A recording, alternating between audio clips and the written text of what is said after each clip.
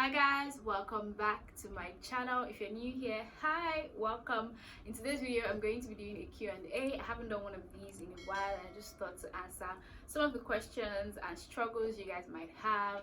I asked on my Instagram a few days ago, was it yesterday? No, a few days ago, for you guys to send in your questions and any struggles you might want me to address, and I have quite a few I just want to quickly run through. So yeah, if you're interested, then definitely keep on watching. So I'm going to be starting with a quite serious one, and it says, I just finished high school but I still don't know what I want to study or what I want to do. Girl, to be very honest, I'm even glad that I feel like I'm happy for the high schoolers of this age, because they are a lot more informed, they are more exposed to certain things, and so their decisions will not be very narrow-minded. I mean, in our day, and even in like back in the day, if you're not a doctor, a lawyer, engineer, banker, what else? Sometimes they'll add mass communication to it. What else? That was basically it. Like, those were like the top professions. So most people in high school, you see, I want to be a doctor, I want to be a surgeon, I want to be an engineer, I want to be this, I want to be an accountant. So like there were certain, they're like certain professions that almost every single person used to pick. Okay, but now I'm really glad that there are so many career options, and I just want to say to this person that asked this question that check your passions, check your interests. I don't want you to make a decision solely because of things that seem prestigious, like medicine or law. Trust me, trust me when I say that. When I say it's not by that, it's really not by that. I really want you to really check your passions and interests. Thankfully, there's a lot more information in the world now, like on YouTube and everything. If you want to be a doctor, do your research, watch videos. What do doctors really do? Like, what's studying medicine really like? You don't really want to step into something, because this is what happens to a lot of people, a lot of us, you know, stepping into that university world, picking a career path at 14, 15. That was really early, and we didn't have a lot of information, because I'm sure that if so many medical students had information, they wouldn't have gone to study medicine, right? So many people just felt, oh, I just want to help people, and they just thought the only career that can help people is medicine, and it's not true, right? So I feel like you should do your research, and obviously like follow your passion, your interests, your desires. Like, what are the things you actually like doing? And apart from passion, I think you should also consider relevance. There are some career paths that unfortunately are not very relevant in today's world. The world is changing, and different career paths are diversifying and opening up. More career paths are opening up. I feel like you should check for relevance and then your passion and your interest, because you don't want to spend years studying something you hate. And just because you study doesn't necessarily mean that that's what you're going to do for the rest of your life. But I think relevance is very important. You don't want to study a course that is very irrelevant to the world, like you don't even know how to apply yourself in any field. I think that's just going to be low-key a waste of time. So yeah, let's check your passions, your interests, and pray and let God just align you with his plans. Okay, next one says, juggling medical school with content creation is not for the weak. Bro, it's not, it's really not for the weak. It's not very easy, but I also think it's very possible. I started content creation when I was in my third year, and third year is one of the devilish years in med school, at least in my area, in my side. In my school, third year is one of the devilish years, and I didn't ever fail anything in third year, and I was doing content creation on the side. So I know it's possible. I know it's very possible. And some things that can help are things like batch creating. Batch creating is the key. If you are juggling content creation with anything, be it a job, school, anything else, batch creating is key. You can't compare yourself to people who are doing this full time. You just can't. When you're saying people like Dima or Kamsi or all these people that this is actually their only job right now, right? This is their primary job. You can't compare yourself to them, okay? I'm not saying you can't be as consistent as they are. You definitely can if you want to, but don't compare yourself to them. Those people actually wake up and decide that this is what I want to do today. I want to film 3 videos this week, and they go ahead and they do it, right?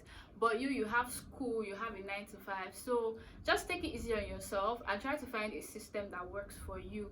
If you know that, if it's YouTube for instance, if you know that it's one video a week that works for you, because stay one video a week, just try and do your one video a week. Try and build a system that makes it easy for you, right? So if it's vlogging, for example, well, how will I do it? I'll vlog throughout the week, and then on Friday I'll edit, and then on Sunday I'll upload. Like, just try and find systems that work for you, and also try to plan content, because it's when you plan you can actually batch create. So yeah, I think that's one way that it can work. Guys, rain is falling. Did you hear the thunder?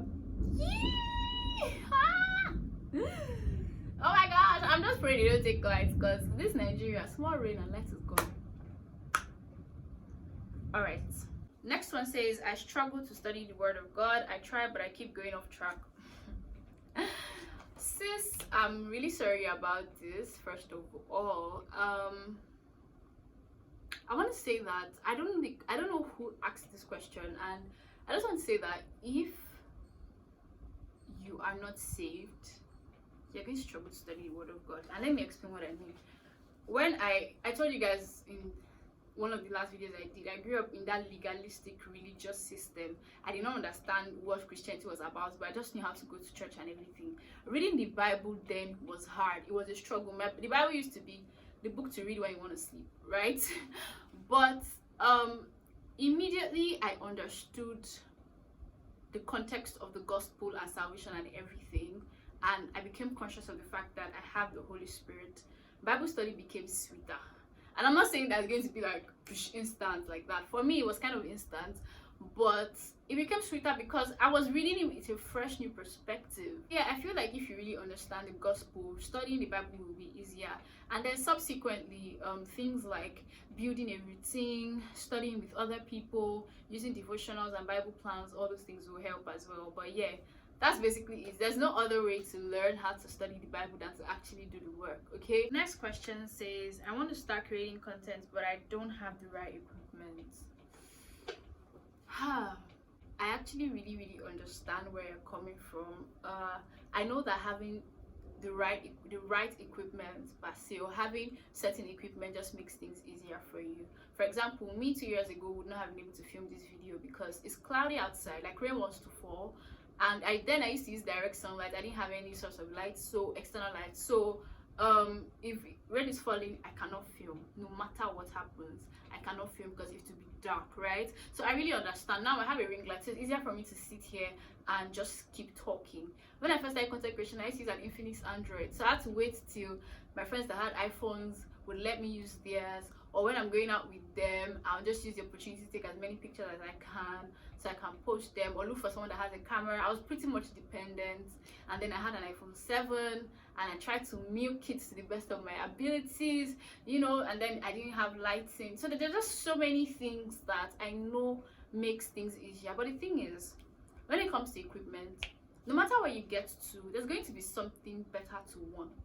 Okay, for example, now I use my iPhone XR and my 14-inch ring light to film. I want a camera because I want my quality to be crispy clear. I want better lighting. The other day I was feeling really bad because the lights in this area was pretty bad and they were only bringing light at night. And you know, my mom asked me, oh, can't you film your videos at night? Won't it even be better because it will be quiet?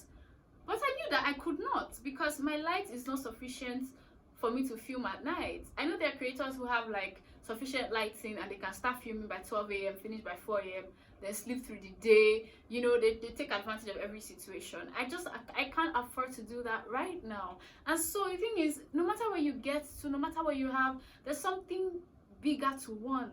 So as I am now, if I want to focus on things I don't have, I won't do anything because I need a camera. I want a microphone because sometimes some sounds enter my videos and I don't like it. I want a microphone. I want better lighting. I want this, I want that. I want to upgrade my space. Okay, sometimes I get bored of this whole white background thing, but there was once upon a time I didn't have it. Do you understand? So no matter where you get to, there'll be something bigger to want. So that's why I want to come from this angle to tell you that you should start with what you have. Do what you can with what you have. I understand that there's certain kinds of content you may not be able to create with what you have. There's certain kinds of content I couldn't create when I didn't have a ring light. There's certain kinds of content I I couldn't create when my iPhone 7 had space issues. You know, there are certain kinds of things you may not be able to do, but what you can do with what you have, I need you to do that. As long as it can give you a certain kind of quality, I think you should just actually start with that. Because trust me, no matter where you get to, if you're using equipment as the excuse, when you buy the equipment, you will not do anything because you want something else. That's the way it works. Sometimes I just remind myself that, Doreen, is it not you that started YouTube with that ring light? Now you have ring lights, you want to be saying you don't have LED, you don't have so I just try to like bring myself and reset my brain that once upon a time I didn't have these things, and I used to tell God that if only I had a ring light, if only I had a ring light. Now I have a ring light. Is if only I had. That's the way life is. So I just want to urge and encourage you to start where you are with what you have. And just like the story in the Bible where they had 5 loaves and 2 fish, and in the hands of Jesus it fed 5,000 people and they had leftover. So I always tell God, like, this is my 5 loaves and 2 fish. I don't have a lot right now. This is what I have, right? Take this and multiply. Like, even this thing I have now, you provide take this thing and multiply, do what you can with it. I try to look at people like, I know Tolulope Solutions for a very long time. She was using her phone and a ring light to film, and she got to 80,000 subscribers with that equipment alone. No microphone, no camera, nothing. I'm not saying that you shouldn't want to upgrade your content. When you can afford to, please do. But I'm just saying that God can still expand that little that you have and let little that you have be sufficient, okay? And just try to see it as enough, basically. So yeah, I really hope this helped that question. I went a little bit deep, but yeah. The next question says, if you could leave medical school and relocate right now, would you do it? Jesus Christ. If I could leave medical school and relocate right now, would I do it? I just leave medical school in Nigeria, I just moved to Canada and start again. No, I don't think so. Why? Because there's a certain life that I want for myself, you guys, and that will not just work for me. I first of all, I have already spent a whole 6 years in university in this country. I entered uni in 2016. Okay, my matric number starts with 16. This is 2022. In a typical setting, I'm meant to graduate this year. My class is actually MBBS set 2022. After spending 6 years, I'm now in year 5. I will now leave and go and do what? And start working at a shop or working. Nah, it's not just going to work. It's not just going to work. If it was possible for us to like transfer and continue school there, and someone like proposes that, if I pray about it and I feel the release, why not? I'll just go. But if I ever want to relocate and leave this country, guys, I never want it to be because I'm running away to survive. I want to be sufficient enough here. I always say it, my father created the universe, and wherever I am, I flourish and I prosper. And I know that obviously your environment really helps you with that, but I also try my best not to make it seem like when I'm in Nigeria I can never prosper. So I'm going to finish my degree here. Whenever I feel ready, I'll finish it. I will work, I will build the things that I want to build, I will build the businesses, I will build the brand that I want to build, I will make income from these things. So if I ever want to relocate, it's from a place of rest. It's not because I'm running like, oh, I need to go and hustle. No. Yes, I'm going to go and work, but it's not going to be like, it's either I go or I die. Nah, I never want my life to be like that. So if someone brings that now, I'm gonna refuse, unfortunately. Maybe if I was in year 2, I would have quickly jumped, but I've come too far. Two last questions, because this Q&A is surprisingly quite long. When did your self-awareness journey start, and what helped you? I think my self-awareness journey really started in 2020. I've talked about it quite a number of times on this channel.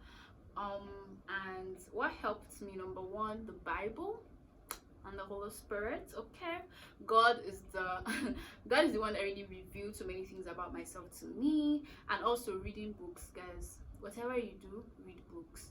Be a reader.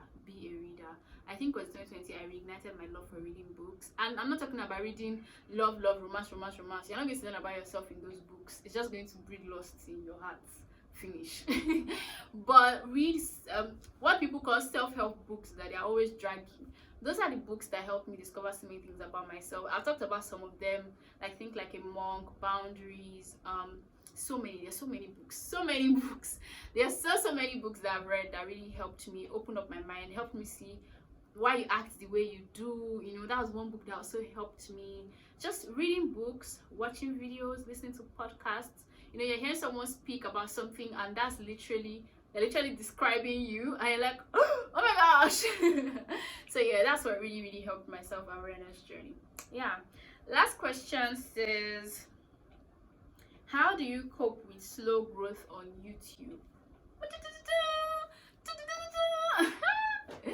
Guys, isn't it funny how, first of all, I believe that slow is very relative, okay? What our term slow growth might be to someone else very fast growth. I remember one day I was in the car with my mentor, like one of my mentors, and someone else was with me, and I mentioned the fact that she asked me, oh, how's your YouTube channel going? And I said, well, it's just growing slowly, oh mama, this, that. And then later the girl texted me that, did you really, I heard you say slow earlier today. Do you really think that is slow? Because in her head I was going pretty fast, okay? And that's just the way life is. What is slow to someone might not be slow to another person.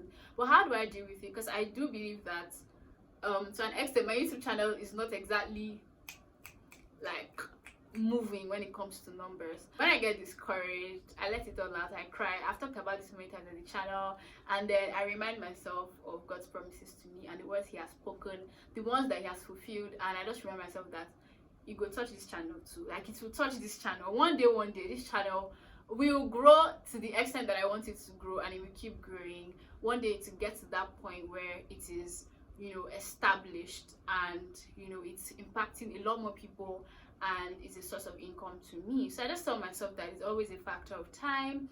I try not to compare. This can be hard, but I try not to compare, because there are some people that would come 1 year and they have already made 100k subscribers. That's the way life is. And there's some people 5 years and they've not made 1,000 subscribers. Life is just different for everyone. So I just try to embrace my journey. And another way I try to look at it is to imagine, because sometimes you just forget that the people that watch these videos are actual human beings. So I just remind myself that during 200 people who watched your video, like 1, 2, 3, 4, 5, 6, 200, that's a lot of people.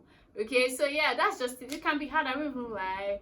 It can be hard and discouraging. Sometimes I'm like, what's the point of putting so many videos if this channel is not growing at the rate that I want it to grow? But I just always trust that one day it will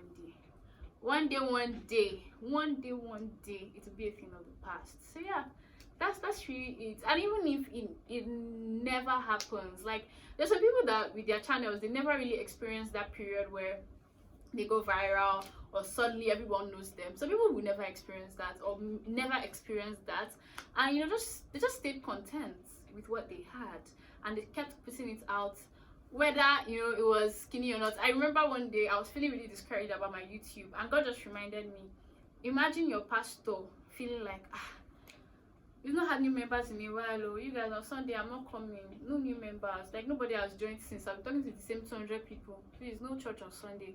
That he can't do that, because what he's doing is not because of the numbers he's doing it. Somebody sent him to do something. There's purpose behind it, right? It is ministry. Okay, so you can't just decide that because there are no new members in the church, he can't do it anymore. So applying that perspective to my channel, there is purpose behind my channel.